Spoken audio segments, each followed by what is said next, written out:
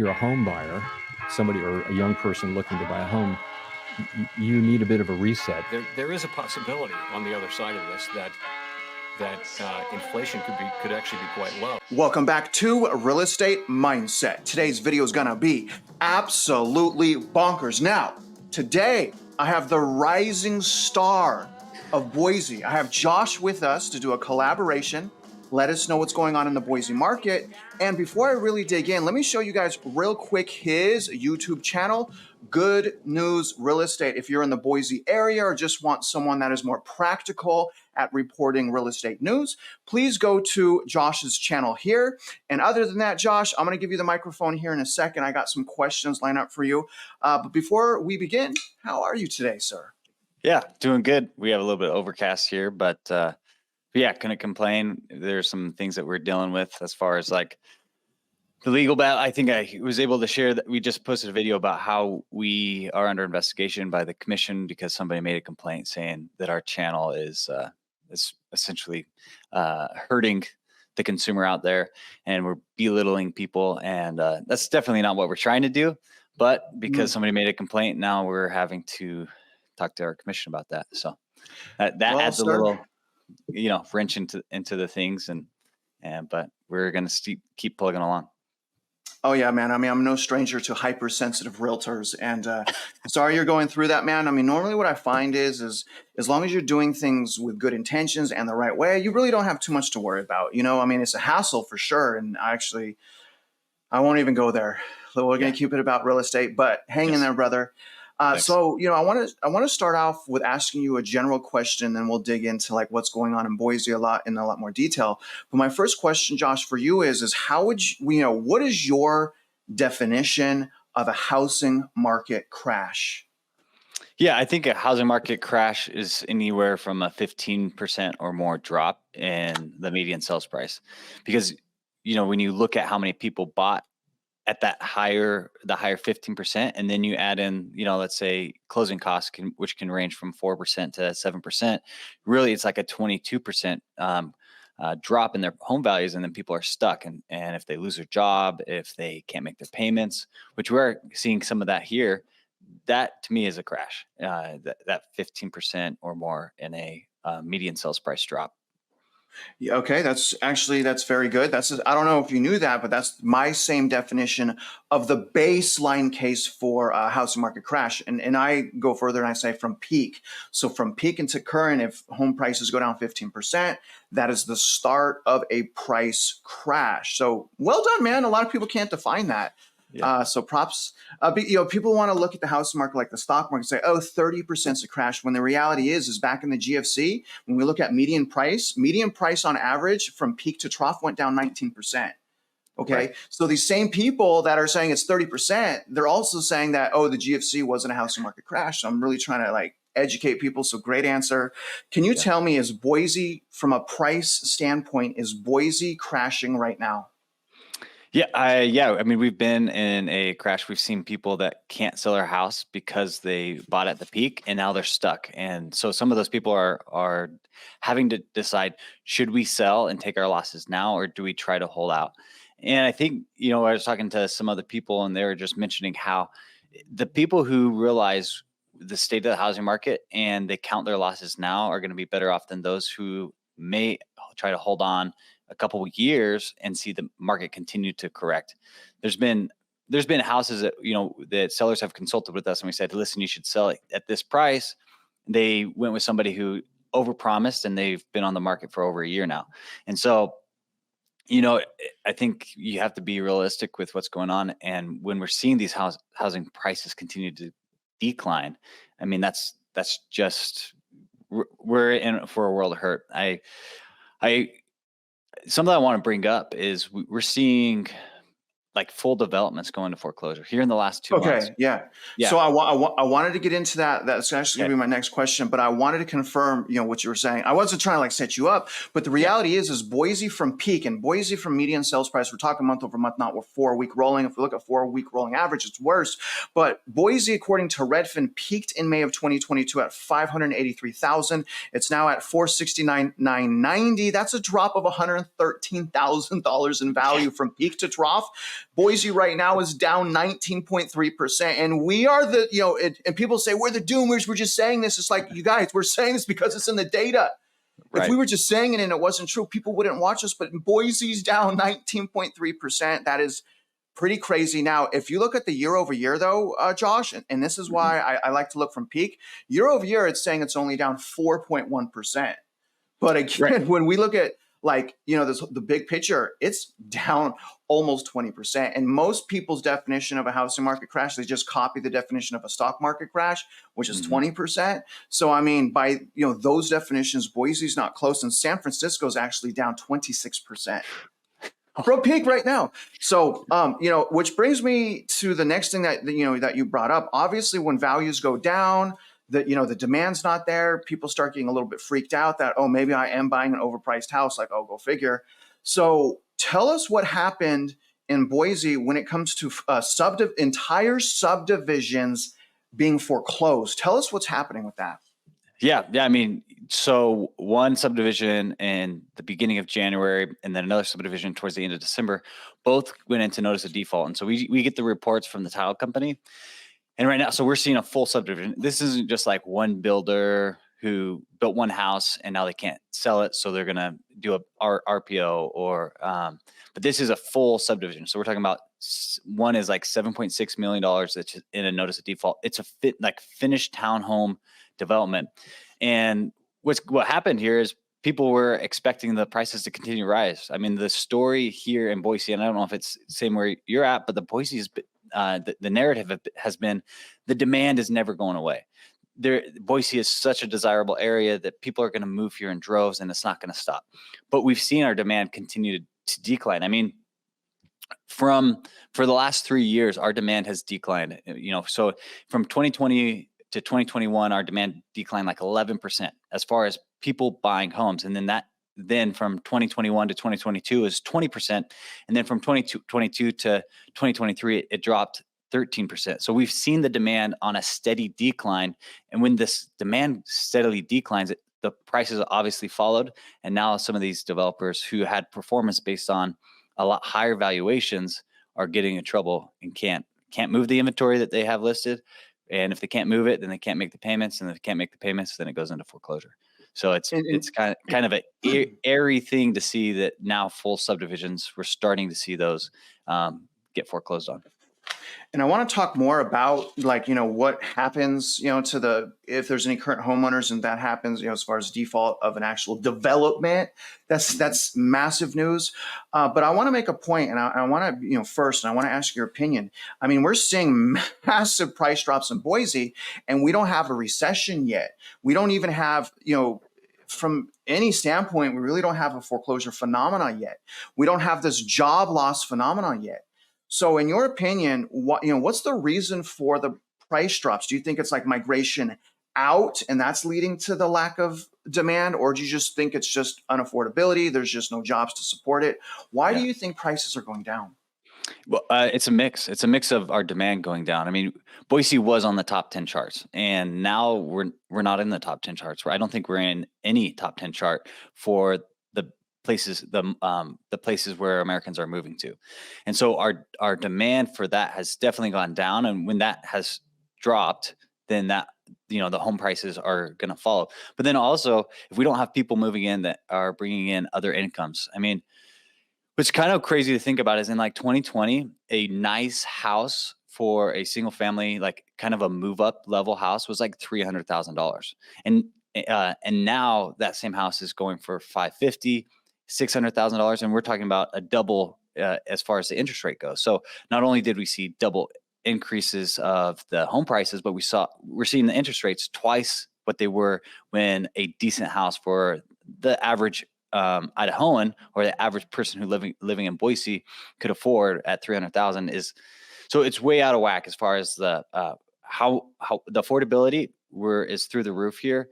And I think we're at like a 43% affordability level and of your average income. And before we had this mass migration of people moving in with tech jobs and that kind of stuff, which I should go into too. We have people that are being called back to go to Google that are having to sell their houses here and now, or we're talking to somebody and they're like, do we rent our house? Do we sell it? Because we're going to have to go back to Seattle. Google's making us come back to the office. We don't want to leave Boise, but we also can't give up this nice cush job. So we're seeing also that happen. So, so it's a mix of the demand's dropped, the average household income can't afford the median sales price home here, and people are getting called back to work. So there's like this melting pot of things that are happening that are causing these prices to Yeah, man. decline. I think it's so interesting, Josh, that when we really review the individual metro areas to see exactly why price is going down, I mean, it differs from metro area to metro area right now. Because again, in my opinion, it's because we don't have that nationwide job loss, that nationwide recession, and any type of credit event. So right now, prices are going down because things aren't propping them up anymore. And so it sounds like in your area, obviously, and I don't look at the unaffordability because I look at the unaffordability as that's a given, right? Like almost every metro area has the same situation, the same problem with unaffordability. So that's always going to put pressure on prices to go down. But it sounds like in addition to that, what you're saying is basically there's no migration to lift it up anymore. There's no California money or even West Coast money, Seattle money coming in at the frequency it was in 2020. And now, as a result of the lack of that migration propping it up, I mean, Boise is plummeting again without the job loss, other than, people are being called back home, and without a foreclosure phenomenon. I find that incredible. So if we can go back now, Josh, to the subdivisions and developments that are getting default notices, can you explain to the viewers what type of situation that could put a recent homeowner in? Like if a homeowner just bought a house, a few months later, that entire subdivision is in default. Can you talk about the impacts of that? Yeah, absolutely. And I think I'm going to answer it in two ways. So one way is if you see a full subdivision, and let's say you bought in the subdivision next door, and this is going into foreclosure, and now all of a sudden these units are having to be sold at a fraction of the cost that you paid for yours, that's going to hurt your value, which is then going to make you even more upside down in the house. And we've seen this right now in new construction where people will buy a new construction house, but because builders have to get their inventory moved, because that's the way they make their income, is they're cutting prices or they're giving massive incentives. I mean, some builders are giving away $45,000 just to move their inventory. And so when you add these together, now all of a sudden you're upside down on a house and you have to make the decision, especially if you lost a job or something. Do I keep this house? Do I keep struggling and making this payment, or do I just walk away? We had a conversation with a gal where this very scenario happened, where she bought a house at the peak and she saw the same floor plan that she bought, but from the same builder, and it's being sold for $40,000 to $50,000 less, and this was 6 months ago, so it's even more now. And she said, "What do we do?" Because we ended up buying in a spot that we're not very happy with. Our house feels too crammed, but we don't know what to do here. And so what was very telling about this, though, is at the end of the conversation, she said, if my neighbors start walking away from their houses, we'll do the same. And that's kind of telling of what could happen if you bought in a subdivision right next to one of these that are going up for foreclosure and you lost a massive amount of equity in your house. Contagion, essentially. Yeah. I mean, the contagion, that's for the neighboring subdivisions, right? So you're right across the street from a subdivision. Oh my God, it's going foreclosure. It's going to create a contagion. But what about for the people that are in the actual subdivision? Talk about that. Yeah. Well, and I think it's the same thing with people who are in the actual subdivision. Is that's going to affect them drastically.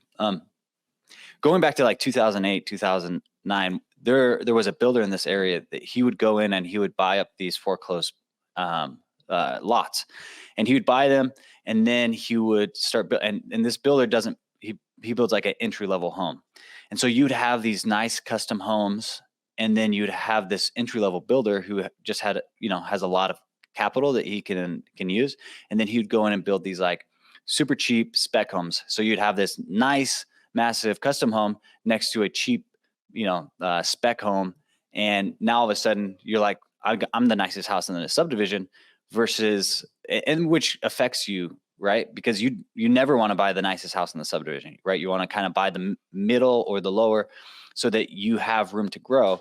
But if you're the nicest in the subdivision, then that just means your home value is going to be decreased even more. So we did see that in 2008, 2009 with builders and land lots going into foreclosure. And so there is a potential of that, at least here in the Boise area. Right. Right. And it's very interesting to see the defaults coming from the commercial end right now, as opposed to the residential end. That's very intriguing. But another thing that happens if you just bought a subdivision, I mean, and it goes into default, I mean, you're stuck. I mean, literally, there's no one going to want to buy that. And then you got houses all around you that are selling for, pennies on the dollar. Right. And so not only are you trapped, you don't know who your neighbors are going to be. You don't know if it's going to be an institutional investor that turns the entire community into a rental. I mean, there's so many, that people don't consider. Like, if your house does go upside down, I hear this all the time, Josh, like, that's fine. Just carry on as normal. All right. Like, I get that. Like, after 10 years, usually real estate goes up in any cycle. But what I'm trying to make to people is you got to get through the pain first. And I personally wasn't able to get through the pain back in the GFC in Southern California. I wasn't able to get through that. Yes, if I would have held on to my house, I would have been up 500,000, right? We're not saying that. We're saying that, what if you need to move? And it's fine. We can look at all the positive things about home ownership, raising a family, living the American dream of home ownership. But we would be foolish not to look at both sides of the coin, which is the potential impact of equity loss. Now, obviously, some people, Josh, I mean, you know this as well as I know this, some people are going to be fine. Some people have a ton of money, especially if they're California, they're loaded.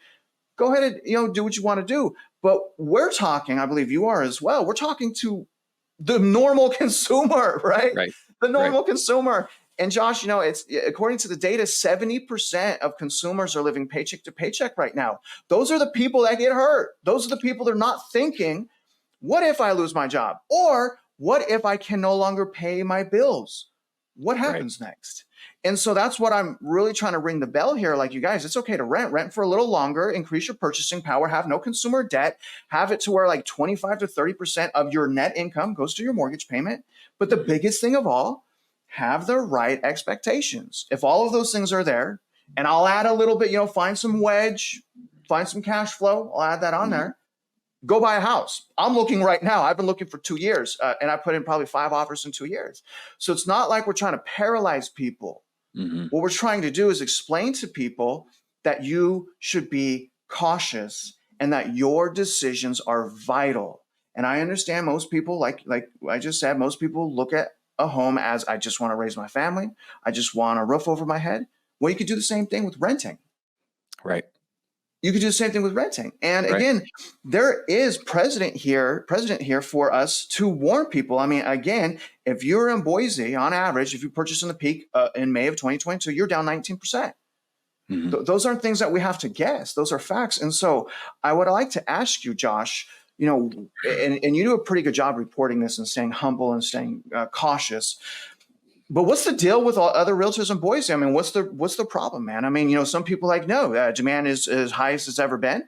Home prices are still going up, even though, again, we have data saying 19% down. So what's the deal with the industry's lack of comprehension of what's going on? I don't know how else to say it. Yeah. I think it's a mix of lack of comprehension or a denial, right? Because right now, I mean, I read an article where I think the National Association of Realtors lost 1.2 million members. And part of that is because agents are having to get out of the industry. And we're seeing that here in Boise, where agents and lenders are having to go back and get a W-2 job because they're not making as many sales. And so I think some of it is denial, but some of it is, hey, I need to make a paycheck. So if I don't scare my clients and they buy a house, then I can put food on the table, or I can pay for, my Land Rover or whatever it may be. So I think some of it is denial. I think some of it is lack of comprehension, because here's another thing. We went from in 2018, like an average running from 2018, 2019, 2020, an average of 11,000 units were being sold year over year. Now we're at 7,000. So we've had a 4,000, and that's just Ada County. That doesn't include Canyon County. I think Canyon County, which is one of the counties that serves the Treasure Valley, we're down 2/3 of what it was back in 2020. So we're seeing a huge cut in buyer demand. And when there's a massive cut in buyer demand, agents are having to scrap a little bit more to, make a paycheck, so to speak. And in 2020, I mean, we saw our membership or our license double, almost double in a matter of like 2020 to 2021 to 2022, because people thought it was easy money. And so I think it's a mix of lack of comprehension and not understanding how to read the data, how to look at the data. And then I think the other part is, hey, I don't want to scare these buyers away. So let's tell them, date the rate, marry the house, and hopefully I can get a paycheck. Even horrible. Yeah, man. I mean, I think that's well said. I have a member of the channel. He's been with me since the beginning. I won't use his name. He just became a realtor. He was doing such a good job, but he made a comment the other day. He's like, Travis, I just don't see the need to warn people. He's like, because we don't know what's going to happen. And, so he doesn't warn people. And I was just thinking to myself, I'm like, brother, you're following into the normal, I don't want to say deadbeat, but the normal, and I don't want to say useless, although I just did, realtor. And I was just thinking to myself, like his desire to make money is, kind of motivating him. Maybe it's subconsciously to turn a blind eye to the potential pitfalls. Because again, they need to make money and they don't know, right? He's only been a realtor for about a year, I think, maybe 2 years. They've never been through a cycle. And I'm sitting here saying like, no, man, like you want to do the opposite. Like if you want to sell homes, sell homes. People are still going to buy homes, but don't take the normal approach of like being a cheerleader. Warn people like, hey, it's toxic right now. On multiple data sets, the overwhelming unaffordability, the PE ratios out of control, the payment to income ratios of the 1980s. There are some housing markets that are cracking and falling apart. So if you're going to buy right now, have the right expectation. And also I would add as a realtor that, hey, you may want to prepare for the worst. So you got to make sure your job is great. And they don't say this, Josh, because like you said, they are afraid that people will run from them. When the reality is people will run to you. If you're honest, not from you, they will run to you. Again, if you're honest, like you gotta believe what you're saying. You gotta show them data, right? You can't just lie. But I'm just thinking to myself, man, and this is a guy that's been watching me, that I've taken time to speak to, that I've been proud of.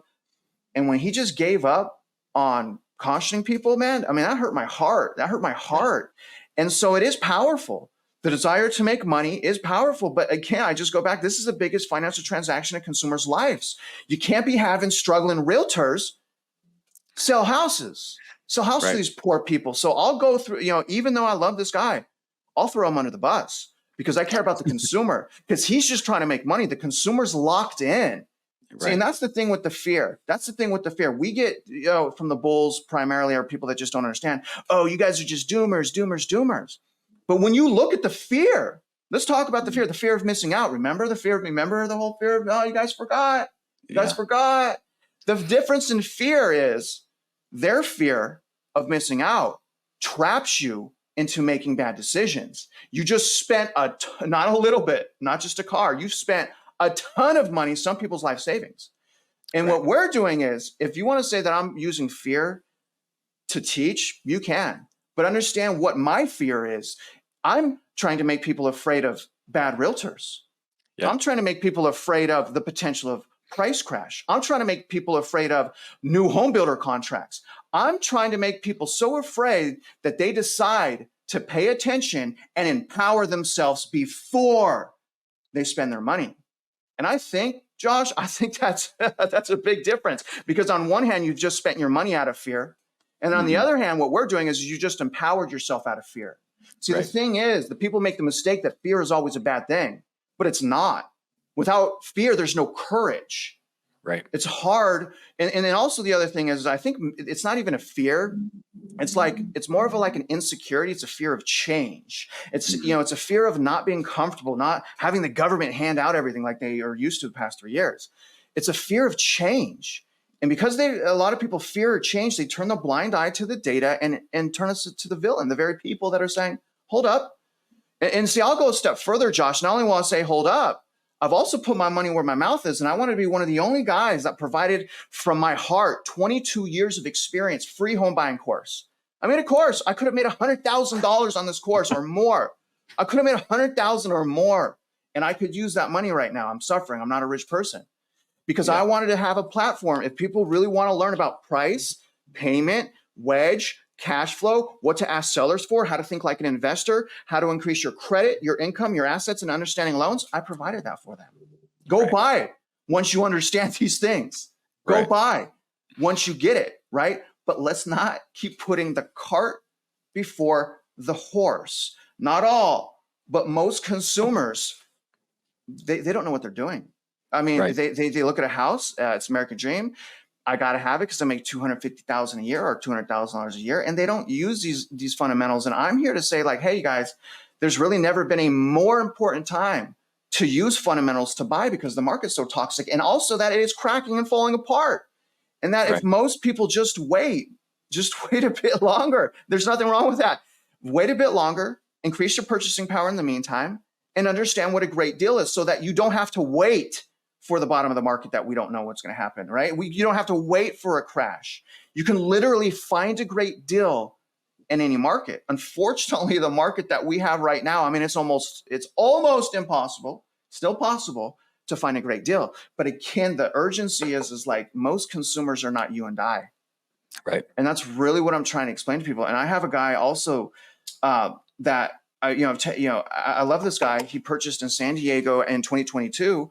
And he got a great deal. It's cash flowing. He has wedge. But I see him around YouTube and he bullies people, man. He's like, oh, the doomers say this, like, oh, I bought in 2022, ha, ha, ha. And he's laughing and he's bullying people and he's adding to the fear of missing out because he's not explaining to people how he did that. Right. He's making people ashamed of renting when the reality is he used skills. He found wedge, he found cash flow, and he's not saying that. He's bullying people. And he's hiding the biggest piece of that puzzle of all, which is comprehension, which is patience. So, I mean, it's an ugly, ugly thing, man. I mean, there's a huge division right now. People are bitter. They have resentment. And it's very unfortunate. So that leads me to the next question. I mean, speaking of Boise or really any homeowners, potential homeowners, future homeowners, let's say they're on the sideline. What should potential future homeowners, what do you think they should be doing right now, Josh? Yeah, I think it's putting in a game plan, right? You don't want to go into something blind. You want to make sure like, okay, the questions you got to ask yourself is if I buy right now, am I okay with possibly losing another 10% over the next 5 years in my home value? And am I okay to stomach that? Am I set up in a way that do I have the savings set aside that if something were to happen, I can continue to make those payments? Because you got to remember the lender who's trying to tell you to date the rate, marry the house, or the agent that's saying the market's getting ready to take off, they're not going to be the ones making your mortgage payment. And so you have to do your own research. You have to do your own digging into that. And then you also have to, especially if you're migrating to Boise, because there was a mass migration. And so there are some people that are just floating around here renting, is you got to ask yourself, where do I want to be? And there's been many clients who we've convinced to rent instead of buy. And then they end up saying, wow, I thought I wanted to be in Eagle, Idaho, but now I realize I actually want to be in East Boise. I didn't realize that Eagle was so far out there. Or I thought I wanted to be in Star, but Star is so far out there, I actually want to be in Meridian because that's where all my people are. And so you can't, the times of buying a house, staying in it for a year or 2 years, turning around, selling it and making money are gone. And so you really have to do your homework of one, what can I afford? What can I afford? And that comes down to writing a budget. What can I put towards a house? Because remember, when you're a tenant and you're renting, if your furnace goes out or your AC goes out, you don't have to pay for that. Your landlord does. But if you buy and you use all your savings to buy that house, and all of a sudden an AC unit goes out, now you're going to have to put that on a credit card. Or a furnace goes out, you got to put that on a credit card. Or the roof ends up leaking. And so doing your homework and kind of putting together a team of like, okay, I think I want to be here. I've ended up making a couple good connections. So I have contractors that are friends in case, or you have an agent that has a good set of contractors so that if something were to happen, you're prepared for that. So that's, I would say those are a couple things, but then the other thing is like figuring out your credit score, because it might make sense for you to build your credit. If you're at like a 680, it might make sense for you to build it and try to get to a 725 or a 730. And how do I do that? How do I eliminate some of this credit card debt that I've accumulated? Or how do I get rid of this car payment that I have so that I have better buying power, or I'm in better position that if something were to go wrong and I buy a house, I'm not going to be in trouble. And then for those who end up buying, because you've probably seen this too, Travis, is where sometimes people will buy and they get the excitement of a new house. And then the thing is with like car loans, I've seen time and time again where somebody goes out and buys a brand new house and then they're like, oh, well, since I've already closed on the house, I'm just going to go get a $600 All the car time. payment. Yeah. And all so, the time. It's crazy. So then then you put yourself in a worse position. So it's more of like looking at your current debts, looking at your credit score, looking at your savings and eliminating some of those debts, increasing your savings for the rainy days. And then if your credit score is, 580, 600, 620, trying to see if you can build that up to the 700s or a little bit higher so that maybe you can eliminate the personal mortgage insurance. So those would just be a couple things that I would say, but then I'll always use caution and watch the area that you're wanting to be in. Because if you're prepared, because here's the thing, and I think you'd agree with me, Travis, is if you're prepared and an opportunity does come, then it's easier to jump on it right away. Versus an opportunity comes, you're not prepared, and now you're trying to scramble to get everything prepared, and then you miss out on an opportunity. Because opportunities do come, but sometimes you have to be ready to jump on that opportunity. Yeah, I mean, especially because we know that there's an institutional investor and an investor demand problem in the housing market. So we always got to worry about them. And it sounds like, I mean, kind of hit the nail on the head, in my opinion. I mean, people got to have proper expectations, be well positioned. It's funny, the things that you just mentioned, credit, that's in my home buying course. I explain to people how to increase your FICO score. How does the lender qualify you based on your income? Right? How to budget yourself. I mean, literally, man, I put my heart and soul in this course. I'll stop talking about it. But I think you did great there. A couple more questions for you, and I'll get you out of here, man. In your opinion, and just the best of your ability, you don't have to answer this if you don't want, but what do you think happens next to Boise? And I say that because, Josh, again, we don't have a nationwide unemployment phenomena yet. We don't have the recession yet, the technical. What happens next in Boise? Yeah. Well, I think something to keep in mind, what really hurt Boise in the 07, 08, 09 crash is construction came to a halt. So new construction provides a lot of jobs for the Treasure Valley. Now, yeah, we have Micron, we have HP, we have government jobs. I mean, the city capital is Boise. I mean, the state capital is Boise. So we have government jobs here in the Valley. But what really hurt is when the construction slowed down and people who were used to having a framing job back to back to back to back, where they could pretty much put whatever price they want on and got the job. And all of a sudden there's this halt on new construction, and these people that are maybe started a new job in construction get hurt, right? So then they have to give up their trucks, or they have to give up their houses because they can no longer make those payments. And so Boise is different, where we don't need a massive recession for our market to get hit. We need a slowdown in demand of construction jobs. And I think that's where we will start seeing more and more people getting hurt. And because when people are self-employed, I think sometimes they can fudge numbers a little bit to get a little bit higher purchase price, or they fudge numbers to be able to buy that brand new RV or a brand new car or a razor, whatever it may be. And so when that income starts drying up, and it's showing that way. I mean, obviously, when we see subdivisions go into foreclosure and we have a massive amount of apartments being built, but the apartments that are currently built are having a hard time getting tenants in place. And so we haven't even seen those apartments hit the market, and the ones that are still struggling. So I think we're going to see more construction slow down. And when that construction slows down, we're going to see an even heavier pinch here in the Treasure Valley from the people who went out and started a business in construction, or they're working in the construction world. Okay. So basically, you think a big piece of the price decline pie, obviously there's many factors, but a big piece would be a slowdown in construction jobs. And honestly, I've been to Boise, and that's my last question for you.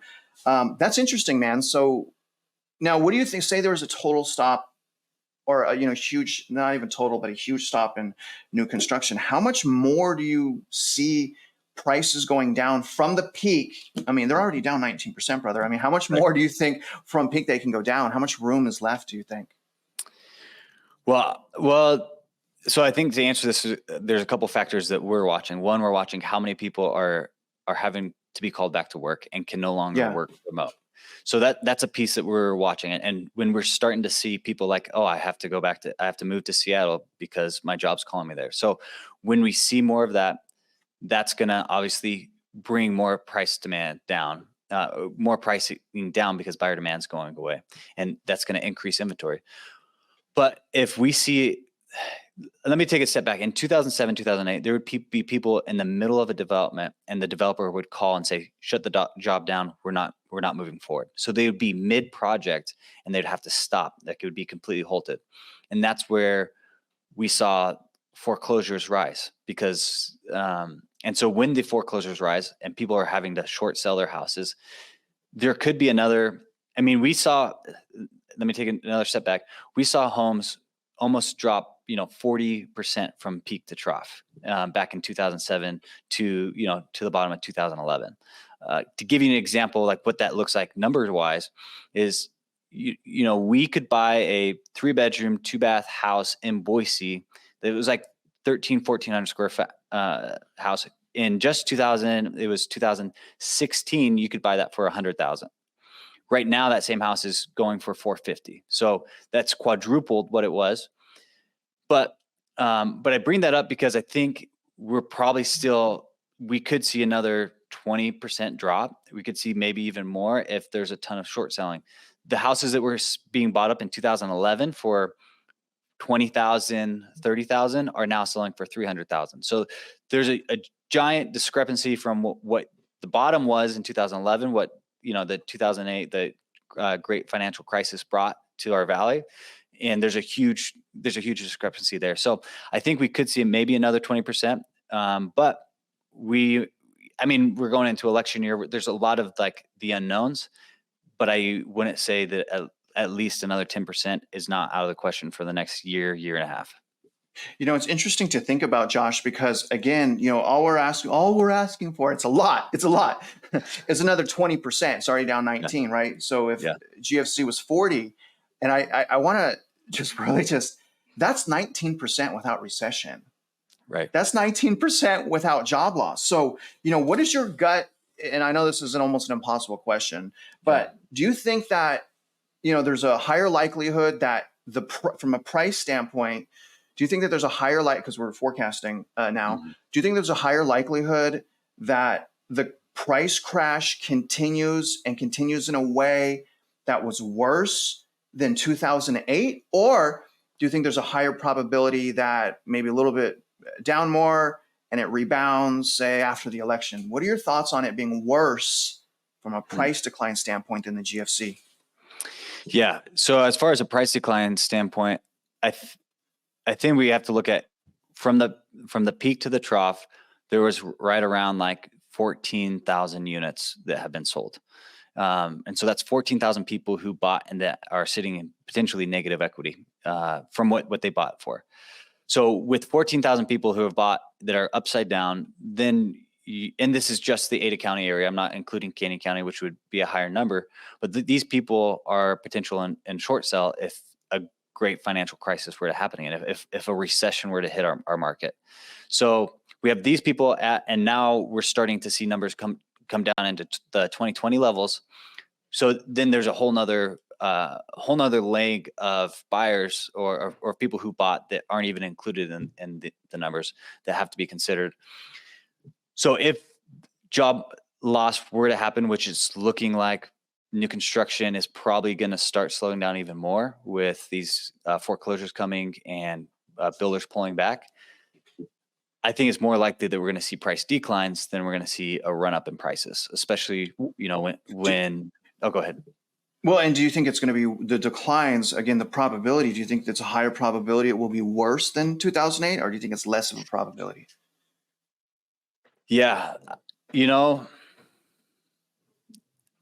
I think the probability of price declines could be worse. I think the higher probability of it being worse than the great financial crisis.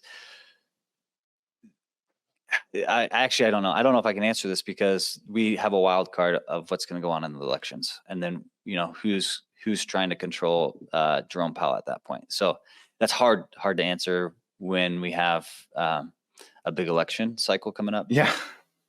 Yeah. Yeah. There's a lot of factors. It is very Yeah. difficult. Yeah. It is. But the signs are definitely showing that we're going to see more pain in price declines. As far as being worse than the GFCI, I don't know. That's hard because we never know what policies are going to change and that kind of stuff coming in with the new president election. Okay. All right. I think that's fair. That was hard for you to answer. It's Yeah. hard. It's hard. I get it. That's why I do so much research, man. I mean, I can't even sleep some nights because I'm just reading that. That's why I was telling you this morning when you texted, you're like, oh, where's the link? I'm like, oh my God, I'm sorry. I was researching West Coast metro areas that had over 15% in price decline. I'm always in it, man, because I want to make a great decision. So, last thing, man, obviously I did a Boise video. I've been traveling the U.S., going to different metro areas. People are like, oh my God, why are you doing that? Is it worth it? And I'm like, not financially. It costs a lot of money, and I do not get that back on YouTube. I would be happy if I broke even. So I did a video on Boise, and honestly, man, I mean, I tried to do it as best I can. Obviously, it's hard to cover everything. I'm missing my family. I got all these head games, like quit, Travis, quit, like go home, you're a fool, right? Why are you doing this? So on my Boise video, what could I have done better? Yeah. I think what happened when you came to Boise is we hit an inversion, so you couldn't see the whole area. But there's a couple tools that we've snagged from just local agencies here. So like there's a Land Pro data that shows us how many like vacant lots are sitting in the market, what builders are sitting on those vacant lots. And so that just allowed us, so I would be happy to share any of that with you, but it's Land Pro data, and they break down what developers have X amount of lots, what are how many lots are in entitlement, how many are recorded, and that helps gauge. But then from there, then it allows us to be able to say, okay, well, where are these builders building, and where are some of these, what some people call like shadow inventory? Where's all these spec homes being built? And so there's a lot of stuff happening in the heart of the Treasure Valley, which is like Meridian, Boise. And I think you hit the outskirts, which the outskirts are going to get hit first because people want to be closer to the Boise Metro sometimes, or at least the Meridian. And so you hit the outskirts, which I think is right on, right? Those are going to get hit first, and then that's going to also hit the Boise, kind of like the Meridian, Ada County area. So I think you hit on those 100%, but like Land Pro data is a great resource for like vacant lots because we are a area that relies on development and growth of people moving here. That would be another tool to use, and then just knowing what the local builders. I mean, because we have some big builders that are sometimes the biggest in the state, but they aren't maybe national, and so it's kind of hard to be able to find those little niches. But yeah, I think you did. I think you hit on a lot of good stuff, and so and obviously next time you just look me up and I'll take you around. Oh yeah, and you did text me because John's like, oh, he did video, and he's like, oh, you said you texted or you called me. I was like, he didn't call me. And then today when you texted me, I was like, oh my God, you did call me. He texted. He even texted me. I was like, oh my God, I'm so sorry. Yeah. Hey, but brother, I appreciate you sharing your insights and even taking a cautious approach about your forecasting. I think people jump the gun on what they say a lot of times, so I can respect it. Definitely appreciate you, man. Again, you guys go to his channel. Let me throw that up real quick one more time so they know what it is right here. You guys, Good News Real Estate, come here. If you are interested on what's going on in the Boise market, Josh is also a broker. So if you have any questions, more intimate questions in the Boise market, obviously reach out to them. And other than that, Josh, any final thoughts here? No, I just want to encourage you, Travis, keep doing what you're doing. It really, I know that doing the whole national thing probably doesn't pay off, but I from the people who watch my channel and your channel, they really were excited to see you come to Boise. So I just encourage you, keep up the good fight because you are making a difference, and I think people really appreciate it. So I appreciate it, man. You know, the hard part is just getting the funding to survive to do that, because I'm not charging anyone anything. So it's like, I'm trying to keep my community as free as I can afford to keep it. You know what I mean? Because Yep. by like doing the free course, it actually costs me money. I have to pay to keep it active. It's like I'm the sucker that's paying for the course and sharing it and making it. But anyways, man, again, I really appreciate you. Hopefully we could do some lives here soon together, and you could continue to share your insights with my viewers. I definitely appreciate you. And other than that, guys, if you're out there investing in real estate, we both wish you luck, and we hope you win.